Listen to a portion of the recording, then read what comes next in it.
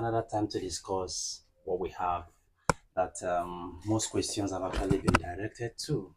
Failed, error, error 01, lots more.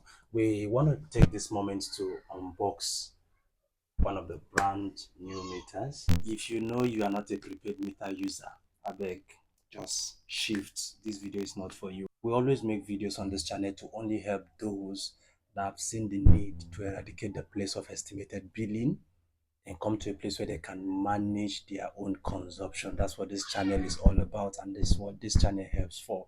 So when you have meters and you have an issue, that's when we come in. Okay, so come closer, you that are using prepaid meter. Let's talk about one or two. We'll be looking at key things you need to know as a user, because this meter will be in your house very soon. It's either it's already in your house or it will be in your house or your neighbor or whatever. So this video is going to be a good resource to reach out to one or two persons. Now this is what the meter interface looks like. Let's take a very good look at what the meter looks like.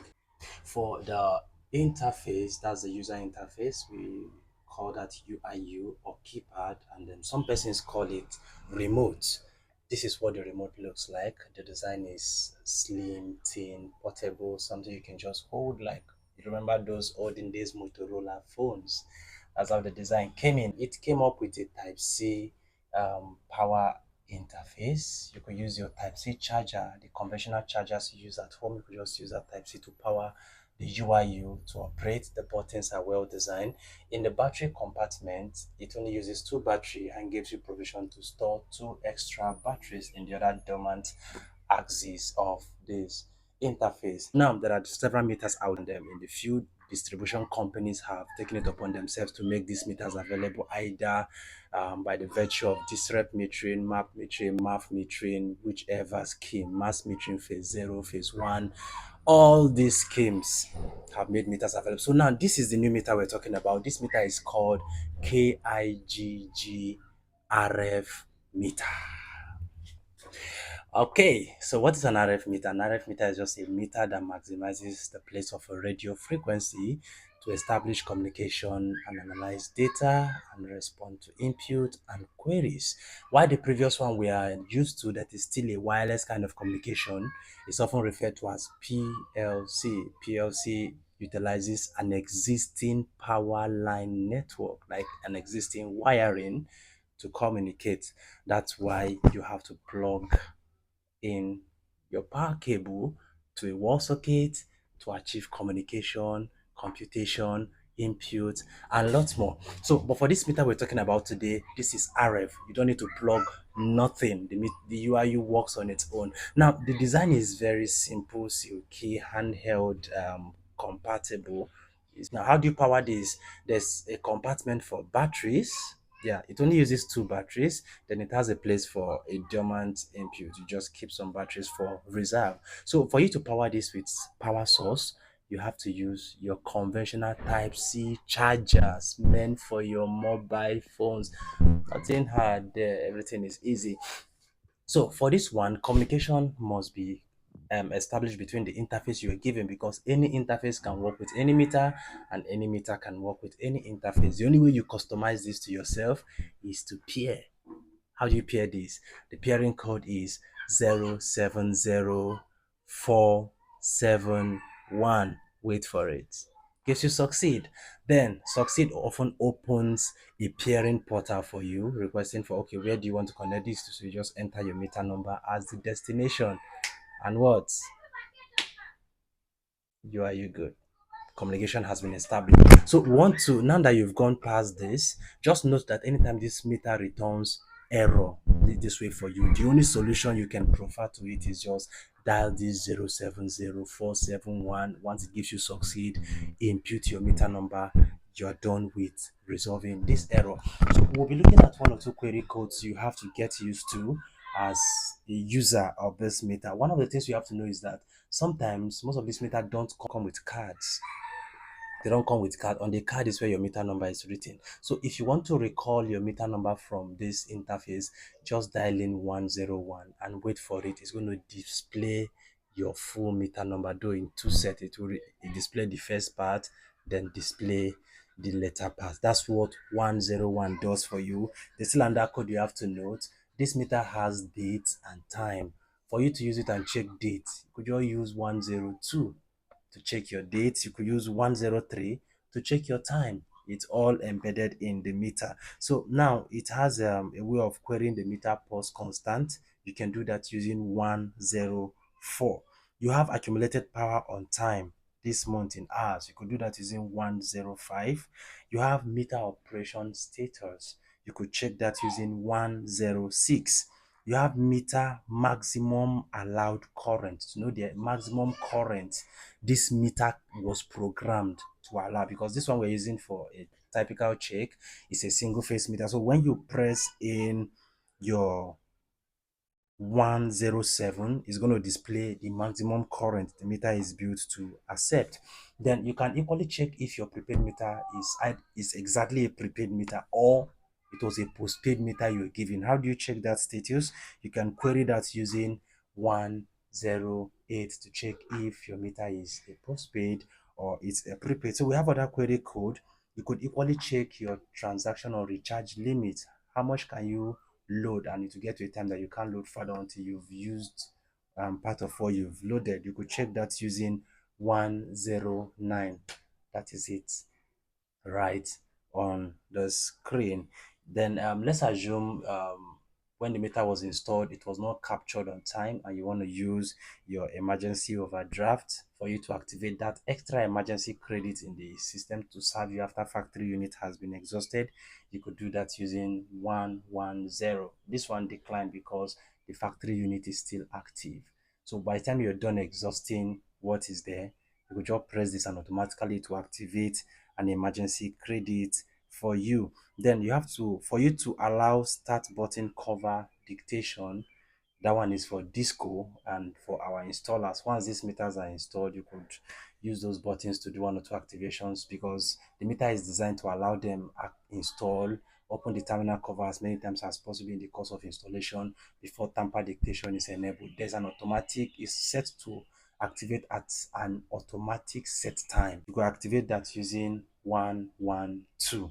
Okay, then you could equally want to check why your meter stopped supplying. Maybe your meter just suddenly stopped supplying. For you to check why your meter stopped supplying lights to the house, that one is for disco personnel, installers, and key persons that knows how to navigate that check process. You can do that using 113 on the screen, and it will give you possible figures. So, and then your CIU software has version. You could check the version using 114. Then for those of you that like recharging 500, 1000, and at the end of the day, the meter will keep beeping. Bah, bah, bah, bah, and that alarm is disturbing for you. You want to stop that alarm. Guess what you press? You dial 115 to cancel bruiser alarm. Then the meters have SGCs to which they are configured to. Most of these meters are on default SGC before KCTs are loaded or before programming is done. So for you to know what SGC your meter is sitting on, you check that using 116 to display STS SGC. Then for you to check STS tariff index, you could check that using 117. For you to check your KRF, when you have a short code now, you can do that using 119. To check key token, you could do that using 120. Mind you, any of these key parameters I refuse to explain in details, it means it's not within your control to know what they do. I'm only spelling it out in case there's a disco person that wants to learn more about this meter. So once he hears this name, he knows what they are for. And if he feels like asking more question, you could just send an email to me directly. I can explain to you. So the CIU hardware version, you could equally check that with 118. Then for voltage across the phases, these meters have inbuilt multimeter that could help you monitor 102. To check if it's just a single phase meter, to check the voltage, you just do 201. It shows you the voltage available in your facility. Then if you're not using three phase meters of this brand, 201 can give you the voltage on your red phase, 202 can give you the voltage on your yellow phase, 203 will give you the voltage on the blue phase. Okay, then aside that, you could go straight on to checking the current on this meter 204 gives you the current on the red phase. Then you could take 205 for the current blue phase if it's a three-phase meter, and 206 for the current on the blue phase if it's a three-phase meter, just where we've spoken. So you could equally check active power with 207, could check for the second phase using 208 and the last phase with 209. You could check total active power with 210, and then you can check, for you to check power factor. If you want to check power factor, you could do that with 222. Then you want to check your remaining credit balance. You want to know how many units is left in your meter. You can check that using 301.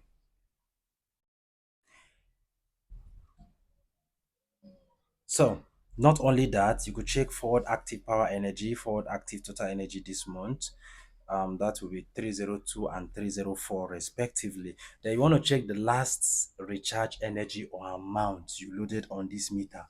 You can use 501. That's what will show you the last thing you loaded on the meter. 501 will check that for you. Then you can equally check the last recharge date in case you forgot and they're asking, when did you recharge last, and you don't know when last you recharge. You could just go to the meter and just dial in 502, and automatically it will show you the last date and the last time you recharged this prepaid meter. Then you can equally want to record the last token code you dialed in that your last recharge. You want to know which of the digit did you load last. You just dial in 503. It will return that 20 digits you dialed in or you keyed into it that gave you the kilowatt you utilized. Are we good? So you can equally do that for the second last recharge using 504, second last recharge date using 505, then second last token code using 506, third last recharge amount using 507, then third last recharge date with 508, third last token with 509, fourth last recharge amount with 510, fourth last recharge date with 511, then fourth last recharge token code with 512, fifth last energy amount with 513, fifth last recharge time 514, and fifth last recharge token with 515. Please go ahead and enjoy your prepaid meter. Welcome to the world of prepaid meter users. I've said it earlier. If you are still here, you underestimated billing. I am not talking to you. I'm not talking to you. Go and collect your bill and pay your bill. So for those of you using prepaid meter, we are here for you. So let's just take this up and look more into it. If this is your meter, is for you. But if it's not, if this is not your kind of meter, please don't try this codes on your meter. Ask me questions. I could decide to make videos on whichever meters you ask. We have a lot of meters. So if you see me make videos, it's because people wants to know more on a particular brand, or comments are coming, questions are coming.